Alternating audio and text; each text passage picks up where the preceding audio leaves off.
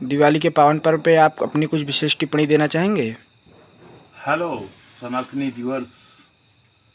त्योहार एक सनातनी व्यवस्था का एक अंग है। क्यों है? शुभकामनाएं हर प्राणी को, हर देहधारी को एक संदेश देने के लिए कि हम आप अपने विचारों के माध्यम से शुभकामनाएं आत्मा से आत्मा तक पहुंचाएं, परमात्मा का आनंद मिले। क्योंकि जुड़ने के लिए मानव की जो प्रक्रिया है, हमारे सनातनी व्यवस्था में ओंग एक अक्षर मंत्र। मंत्र माना तो कोई एकमात्र ओंग मिला, और शब्द जब जुड़ने के लिए पैदा हुआ तो शब्द का भाव लाने के लिए वाक्य का रूप ले लेता। वाक्य बना समाज अपनी बात दूसरे तक पहुंचाने के लिए, और समाजीकरण की प्रक्रिया का गठन, विकार, विस्तार, सारा कुछ इन सनातनी त्योहारों की आयोजन संस्कृति में है। अब लेकिन समय, देश, काल, परिस्थिति के अनुसार त्योहार की सांस्कृतिकता, कल्चराइजिंग स्वरूप बदलता जा रहा है, निरंतर बदलता रहेगा।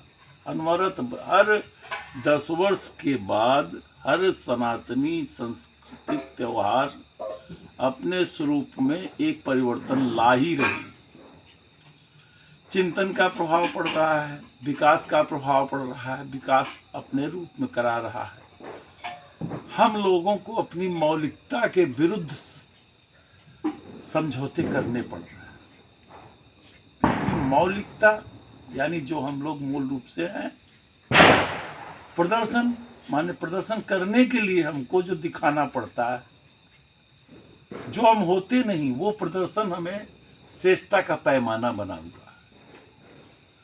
तो इस समाज में वर्गीय विदेश पैदा तो हमारा विकास क्रम कर रहा है। हम शिकायत करने के नाम पर मोहरे बनाए जा रहे हैं, किसी दल के नाम पर, किसी कृष्ण के नाम पर, किसी राम के नाम पर। जब राम जी ने विजय की, उनकी याद में अयोध्या में हमारे लाखों दिए, तब तो दिए गिनती नहीं गिनी गई थी। अयोध्यावासी पूर्ववासियों ने वो दिए राम विजय, असत्य पर सत्य की विजय की स्मृति में जला के आनंद मनाया था को भी।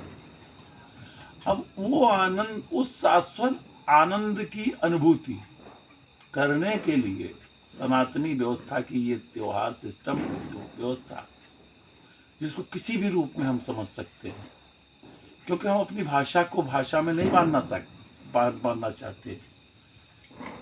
भाषा भाव संवहन का मात्र माध्यम है।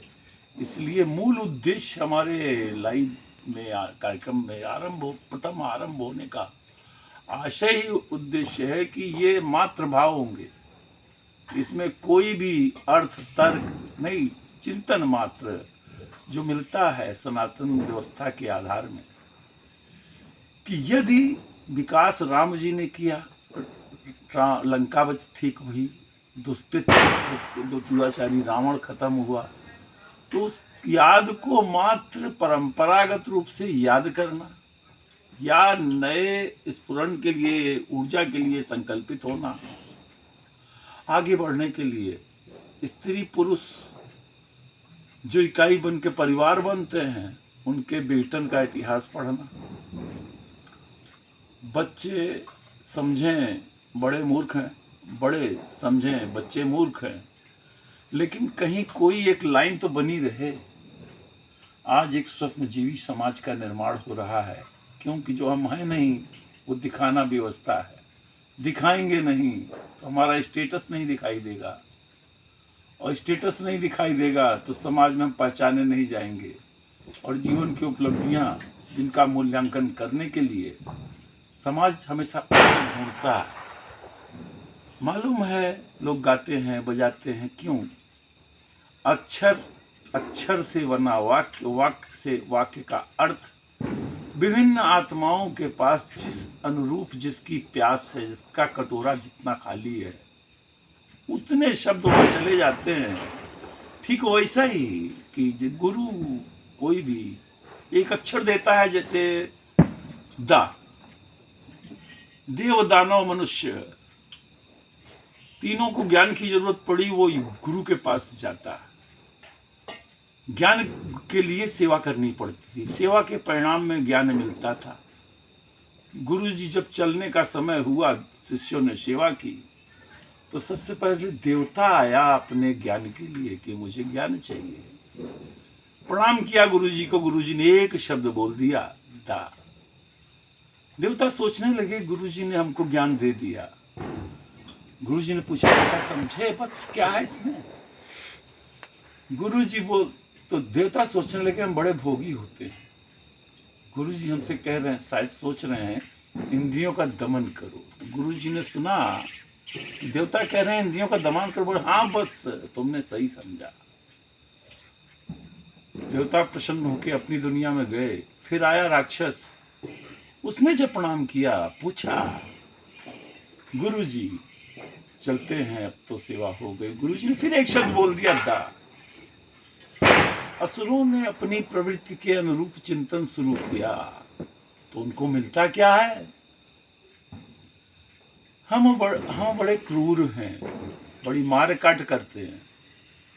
गुरु जी शायद कह रहे हैं दया करो। बोले गुरुवर आपने कहा दया करो। बोले हाँ महाराज, बहुत अच्छा, दया करी ना, दया करनी चाहिए। मनुष्य की बारी आई, जब मनुष्य ने प्रणाम किया तो गुरु जी ने फिर गौर से देखा एक बार।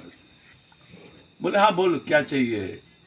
बोले गुरु जी ने फिर वही शब्द तीसरी बार बोल दिया, डाल लिया। मनुष्य सोचने लगा। मनुष्य से पूछा, बस समझे तुमको क्या बताया गया? बोले गुरु जी आपने दा कहा। मनुष्य ने चिंतन आरंभ किया, तो सोचता है कि हम लोग गृहस्थ लोग हैं, तमाम अच्छे बुरे कर्म हम लोग करते हैं, लेकिन अच्छे बुरे कर्म करते हैं तो इसके लिए गुरु जी शायद दान कह रहे हैं। उसने कहा महाराज आपने कहा दान करिए।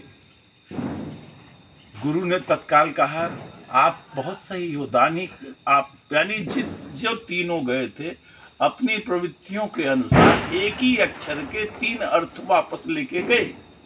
माने गुरु कुछ देता नहीं है, अपने कटोरे के अनुसार मनुष्य ग्रहण कर लेता है। हमें जानते हैं किस तरीके के भाषण से लोगों को मानसिक पीड़ा बढ़ जाएगी, अवसाद बढ़ जाएगा। क्योंकि रसात्मक वाक्यम काव्यम, रस होगा तो वाक्य में भाव आएगा, भाव आएगा तो लोगों को अच्छा लगेगा। अच्छा लगने के लिए दवा अच्छी नहीं हो सकती। अच्छाई आएगी तो कहाँ से आएगी, किसके पास से आएगी, कौन देगा, कौन है अच्छा? प्रश्न उठता है क्या मैं अच्छा हूं? अच्छा हूं जैसे उदाहरण के लिए कहा गया भला कि किसी भी व्यक्ति के, तुलसी बाबा ने कहा भला भलाई पे लहे लहे नीचाई नीच। ये तो सामाजिक जवाब हो गया कि भाई जैसा है उसको उसके रूप में जवाब देना होगा। अब सवाल उठता है कि क्या मैं अच्छा हूं? यदि फिर प्रश्न उठता है या मैं बुरा हूं? तो कहते हैं भले को भले के साथ रहना चाहिए, बुरे को बुरे के साथ रहना चाहिए। तो यदि मैं बुरा हूं तो कोई अच्छा मुझे साथ में रखेगा क्या? और यदि मैं अच्छा हूं तो कहते सत्संगत का प्रभाव से दूसरा सुधर जाए, उसका जीवन ठीक हो जाए। उसी के आधार पे वो कहता है ठीक है मैं बुरा हूं तो मुझे किसी के पास जाने की कौन रखेगा अच्छा वाला। तो अच्छाई और बुराई के बीच की ये कहानी इस दीप मालिका पर आप लोग अपने चिंतन की शक्ति और ऊर्जा प्रभु से पाएं। इस आशीर्वाद के साथ मंगलम।